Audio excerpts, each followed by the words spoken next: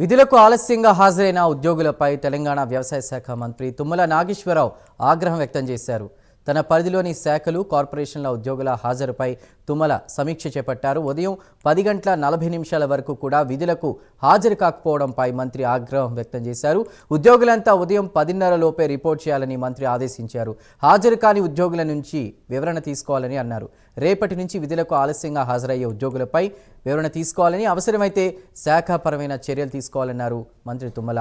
భారీ వర్షాల నేపథ్యంలో ఉద్యోగులు రైతులకు అందుబాటులో ఉండాలని అన్నారు.